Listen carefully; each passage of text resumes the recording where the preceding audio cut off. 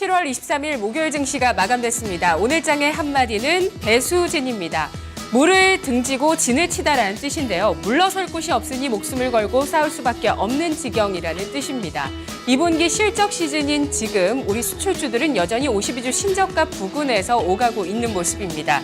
IT, 철강, 조선, 자동차, 금융, 기계까지 이들 업종의 평균 PBR 보시면 0.6배 수준이라고 하는데요. 포스코는 오늘 장중에 10년 만에 최저치를 경신했습니다. 우리 경제를 이끄는 대기업들 2분기 실적뿐만 아니라 부진한 업황 속에서 글로벌 경쟁력을 키우기 위해 배수의 진을 쳐야 하는 상황입니다. 자, 오늘 양대 지수 종가 확인하겠습니다. 코스피 강보합 마감됐는데요. 2060선 제자리 걸음을 했습니다. 0.02% 소폭 상승하면서 2065.07포인트 기록했습니다. 코스피 지수 개장 직후에 고가를 형성했는데요. 개장 직후 고점 2070선의 고점을 형성하고 나서 상승폭을 반납하는 모습이었습니다. 장 후반으로 갈수록 낙폭을 줄여나가면서 0.34포인트의 상승세로 끌어올리면서 주가 마무리 지었습니다. 수급이 부진했습니다. 오늘장 외국인 기관 장중에 내내 현선물을 매도했는데요. 기관 쪽에서 장 후반에 매수로 돌아섰습니다. 54억 원어치 주식을 샀고 개인 쪽에서 1,735억 원어치 매수 우위 나타났습니다. 외국인 쪽에서 5거래일째 주식을 팔면서 1,889억 원 매도 우위 기록했습니다. 업종 동향 보겠습니다. 유가증권 시장에서 IT, 철강을 동반 매도했습니다. 건설업종에 대해서는 외국인은 샀습니다. 하지만 기관 쪽에서 매도하면서 오늘 업종 하락을 주도했습니다. 하락했던 업종, 오늘 운수창고 상승했던 업종입니다. 운수창고입니다. 유가 약세에 따라서 해운주들의 시세 흐름은 오늘 좋았는데요. 3% 넘게 상승했고요. 운송장비, 전기가스 1% 후반대 상승폭, 유통과 의약품이 1% 이상 오름세 기록했습니다. 비금속 광물이 4%, 건설도 4%대 하락이었습니다. 철강금속, 종이목재, 섬유의복 1에서 2% 하락했습니다. 오늘 시장의 특징, 실적 시즌입니다. 실적 시즌 중반부에 돌입하고 있습니다. 오늘 기업들의 실적 가운데서 실적은 다소 부진했지만 주주 친화적인 정책을 내놓으면서 주가 상승했던 대기업들 눈길을 끌었고요. 또 업황에 대한 기대감이 있었습니다만 2분기 실적이 어닝쇼크로 발표되면서 OCI의 주가 급락했습니다. 더불어서 실적 전망에 있어서 원화 약세에 따라서 수혜를 입을 수 있는 기업들 오늘 주가 상승세가 상당히 좋았는데요. 살펴보겠습니다. SK하이닉스 시장 전망치보다 부진한 실적이었고 현대차 수출 부진에서 여전히 역시나 상반기에 실적 좋지 못하다는 것을 확인했습니다. 하지만 SK하이닉스에서 자사주 매입을 검토하면서 8,600억 원 가까운 자사주 매입을 발표하게 됐습니다. 이에 따라서 주가 2% 상승세를 보여주면서 마감됐고요. 현대차는 중간 배당 사상 처음으로 발표했습니다. 1,000원대의 중간 배당에 따라서 오늘 주가 5% 상승했습니다. 더불어서 원화 약세에 상당한 영향을 받는데요. 오늘 원달러 환율 2년 만에 최고치 1,165원 선을 기록하면서 현대차의 주가 탄력이 상당히 좋은 모습이었습니다. 2분기 어닝쇼크 발표하면서 OCI 17.6% 급락했습니다.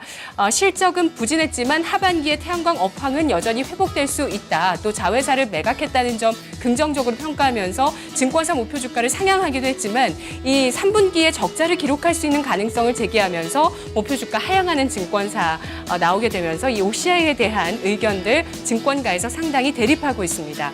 자, 원자재 그 시장이 최근에 급락하고 있는데요. 관련해서 SK이노베이션, SO일, 고려아연 오늘 실적 발표도 부진했습니다. 이에 따라서 주가 2에서 7% 크게 하락하는 모습이었고요. 적자를 발표했었던 쌍용차, 강부합, 안랩도 실적 부진했습니다. 4% 하락하는 모습이었습니다.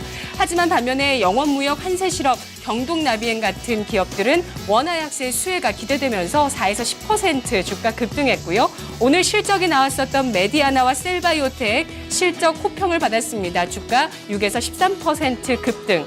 자, 지난해보다는 실적이 좋아졌지만 전분기 대비해서 실적이 감소했었던 기업 메타바이오메드, LG 디스플레이는 소폭의 상승과 1%의 하락세를 기록하는 모습이었습니다.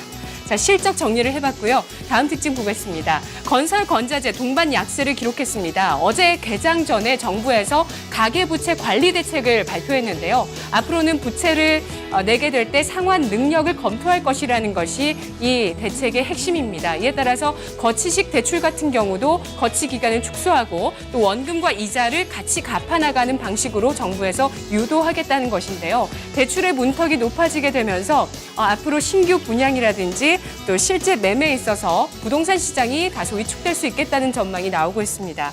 자, 이와 관련해서 내일 실적 발표합니다. 현대산업의 주가 7% 급락했습니다. GS건설, 현대건설, 대림산업 나란히 3에서 5% 하락, 또 건설주 가운데 지능기업과 범양건영이 9에서 14% 급락하면서 낙폭이 깊었습니다. 건자재주들 랠리 제동이 걸렸는데요. 한일시멘트, 성신양회, 현대시멘트, 유니온, 벽산까지 일제히 4에서 15% 급락했습니다. 철근주의 주가도 좋지 않았습니다. 대한제강이 9% 급락하는 모습이었고요. 전반적으로 이렇게 건자재주 하락하는 가운데서 현대리바트, 깜짝 실적을 이미 확인한 현대리바트가 6% 넘게 급등했고요. 실적 발표 앞두고 있는 한샘이 4.7% 오늘 주가 올라서 상대적으로 다른 차별되는 모습을 보여줬습니다. 코스닥 시장으로 가보겠습니다. 코스닥은 사흘 만에 반등했는데요. 하지만 780선 만만치 않아 보입니다. 자, 오늘 주가는 0.05% 소폭 상승하면서 776.99포인트 기록했습니다. 개장 직후에 고점을 형성했습니다. 장중 내내 상승과 하락을 거듭하는 모습이었는데요.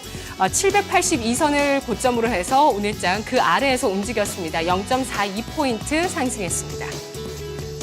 외국인 기관이 사흘째 매도하는 모습입니다. 외국인 43억 원, 기관 8억 원 소폭 매도에 그쳤고요. 개인 쪽에서 172억 원어치 주식을 사들였습니다. 업종 동향입니다. 오늘 인터넷, IT, 종합, 화학 쪽에 외국인은 매수하고 기관이 매도하는 양상 나타났습니다. 오늘 의료정밀이 1.68% 가장 크게 올랐습니다. 출판 매체, 운송장비, 통신서비스 1% 내외로 상승했고요. 제약도 0.92% 상승했습니다.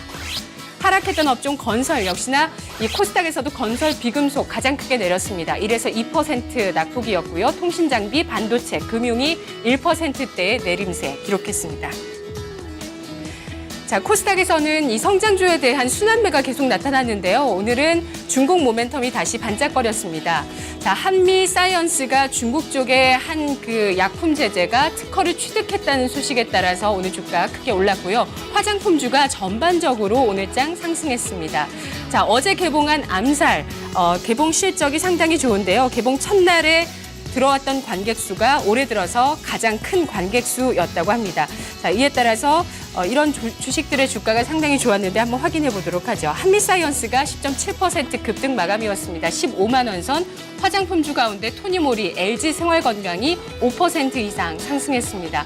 산성 LNX가 상승폭을 좀 반납하긴 했지만 3%의 오름세를 기록했고요. 코리아나, 한국콜마, 코스맥스 나란히 5에서 8% 기록했습니다. 자, 암살이라는 영화, 최동훈 감독의 영화인데요. 개봉 첫날부터 대박을 터뜨렸습니다.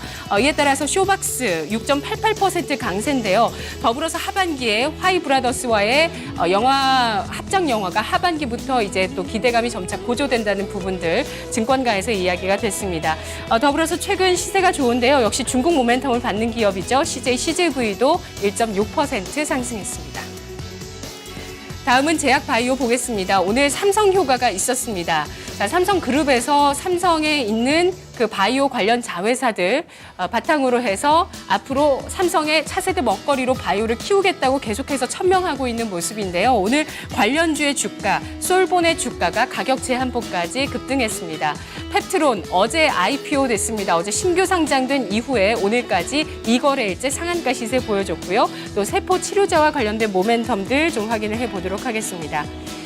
자, 주가를 좀 살펴보시면 솔본이 가격 제한폭으로 마무리됐습니다. 삼성과 직접적으로 연계해서 치매와 알츠하이머 관련해서 사업을 하고 있다는 부분이 시장에 부각됐고요. 가격 제한폭까지 오르면서 마감됐습니다. 펩트론 이틀째 가격 제한폭 기록하면서 54,000원 선의 주가가 마무리됐습니다. 세포치료제, 자회사의 세포치료제가 보건복지부와의 신규 과제로 선정됐다는 소식에 따라서 JW 중외제약 장중에 상승했는데요. 0.7% 상승에 그치는 모습이었네요. 이 밖에 제약 바이오주 가운데서 테라젠 이텍스, 휴비츠, 인터로조, 특히 휴비츠나 인터로조 같은 의료기기 쪽 8% 넘는 강세 기록했고 인트론 바이오, 인피니트 헬스케어, 코롬 생명과학, 인바디, 메디포스트까지 4에서 8% 강세를 기록하면서 코스닥의 시가총액 상위 종목 가운데서 두각을 나타냈습니다. 선물지수 현재 종가 앞두고 있는 상황 살펴보겠습니다. 선물지수 247.5포인트, 0.04% 소폭 하락했습니다. 개인 쪽에서 선물 시장을 매수했습니다. 1,900계약대의 순매수, 외국인과 기관 900계약대 순매도를 나란히 기록했습니다. 3시 마감 시황 권미란이었습니다.